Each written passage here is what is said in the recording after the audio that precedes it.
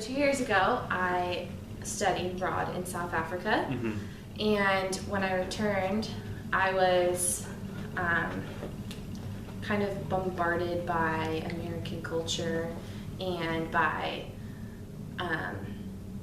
just the differences, like reverse culture shock. Coming back after living there for 6 months was like a lot to handle. Yeah.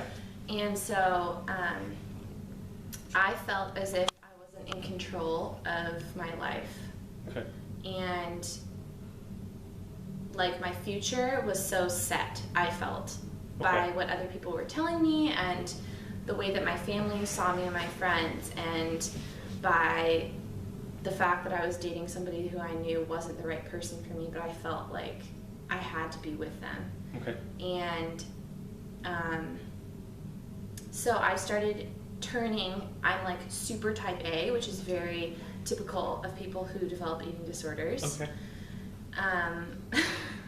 So that means like I'm super perfectionist and like I overachieve and I work too hard and I don't give myself a break ever. Right. And so I started to overcompensate for the lack of the control that I felt in my life by exercising a lot and restricting what I was eating. Okay.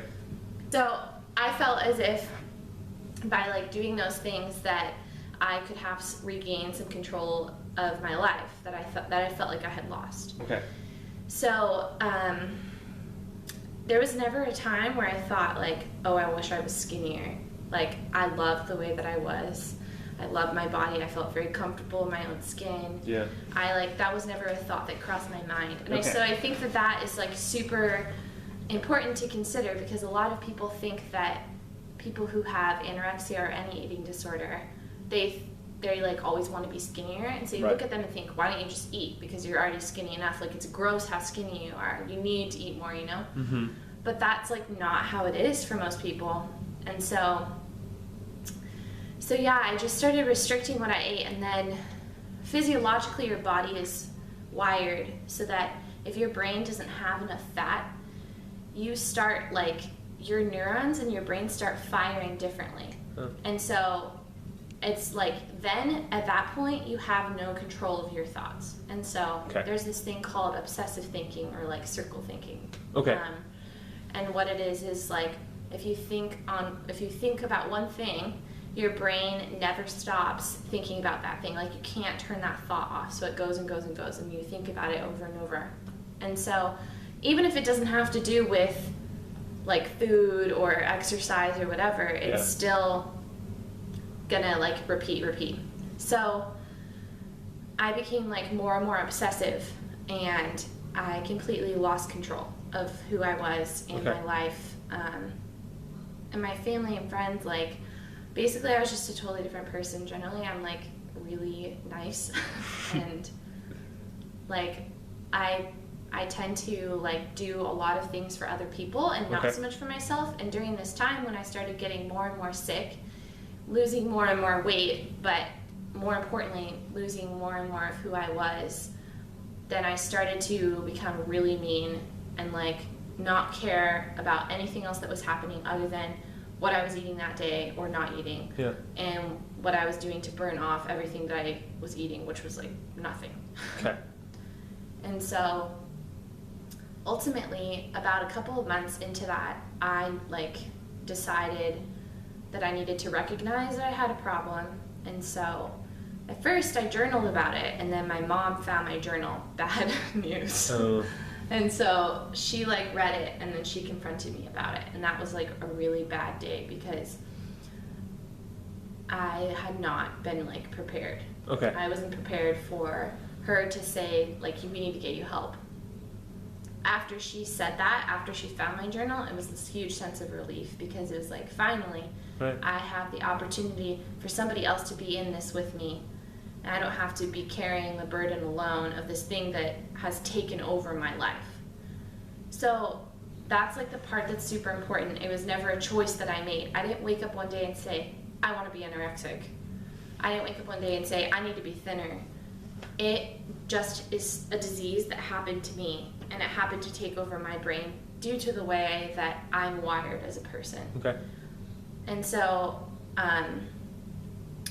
at that point, I started going to therapy and like meeting a nutritionist and doing lots and lots of like doctor's appointments, like all this stuff to see where my levels were for everything.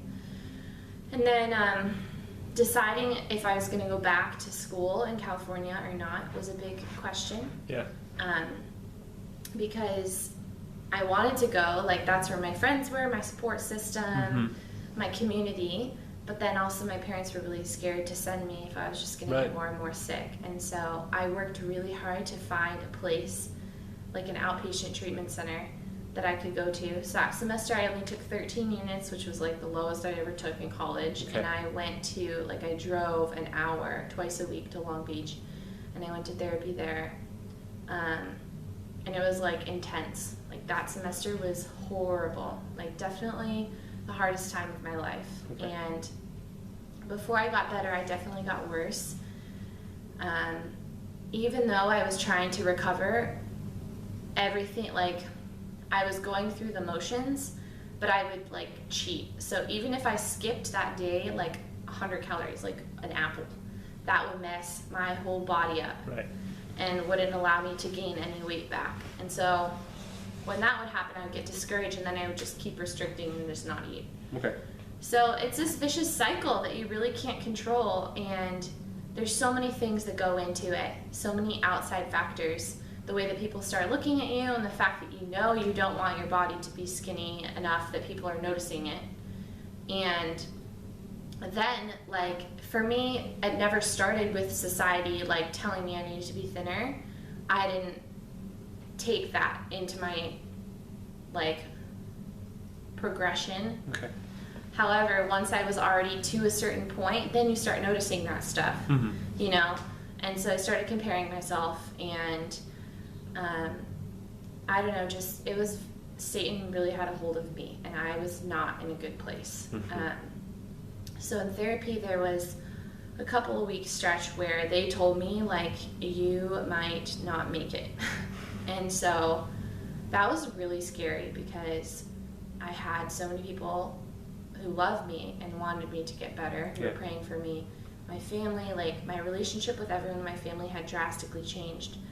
And I'm, like, so close to my sisters and both of my parents. And so during this time when I just was not myself, they didn't know how to treat me and I didn't know how to treat them. So all of our relationships, like, really were not where they should have been. And so there was one day where they threatened to, like, hospitalize me full time, and that was like a turning point for me. Because I was like, hell no. And so I just decided that day, like, I realized what I needed to do to get better. All these things that they've been telling me just clicked, and I realized, like, okay, it's not about my meal plan, it's not about following this specifically, it's basically about me eating as much as I can for as long as I can until I gain enough weight back that my body and my brain start functioning so that I can know how to eat like a normal person. And so I started to recover, and I started to gain weight, and people started telling me how beautiful I looked again, and, like, which I hadn't heard like in the last year of my life. And so I just started to get better and better, and then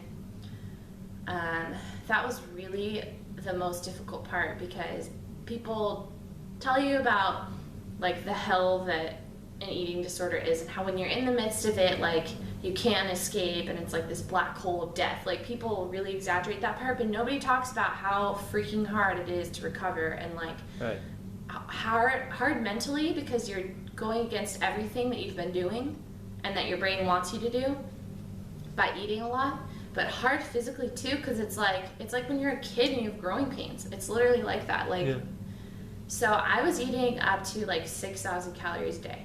And just to, like, start to gain weight back. And then even once I got back to my weight, even just to maintain that, I still had to eat around 4,000 because my metabolism was, like, so screwed up. So there's a lot of, like, biological things that go into it. And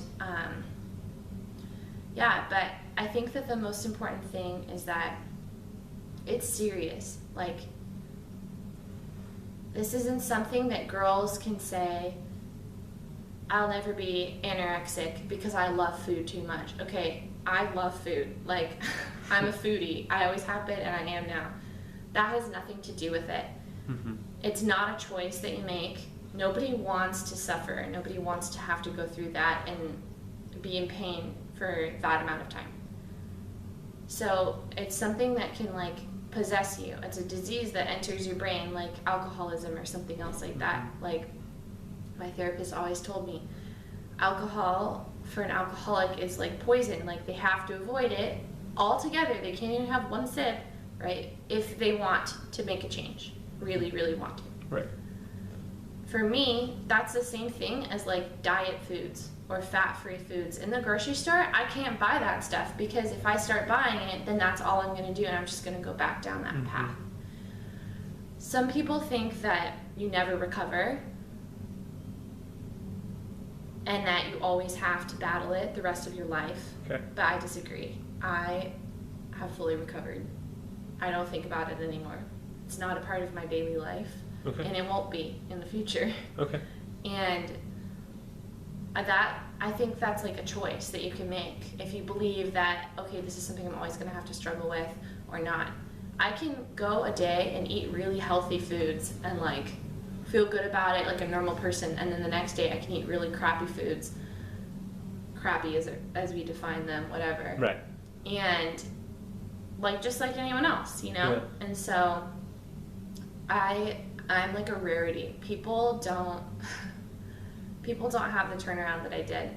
And like every doctor, every therapist, every clinician that I spoke to or that was helping me to recover, they were all shocked and blown away by like how well I did, because nobody recovers that quickly. And Okay. nobody, like, from moment one that they basically, right from when I realized I have an eating disorder till the time I recovered, I like worked my ass off. And that's what I had to do to get better. Uh-huh.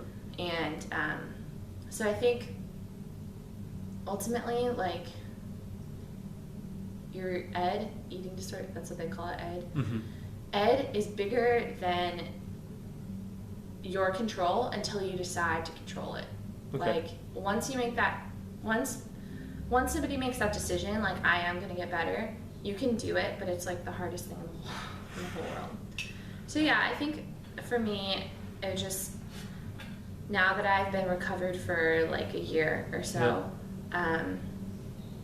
I look back and I sometimes remember, like, when I'm driving down the street, I'll remember time that, oh, I ran by there one time when I was really sick, and like, it just seems like a different life. Like, it was Right. not me. It was a thing that took me over, and like, my parents, everyone was like, everyone tells me we didn't even see you in there. Like, it was so different, the way that I acted and the way that I, like, the behaviors I had, and I lied. I would lie to my parents and say, like, oh, I'm going to hang out with this friend, and really I'd go to the gym for like 3 hours. Wow.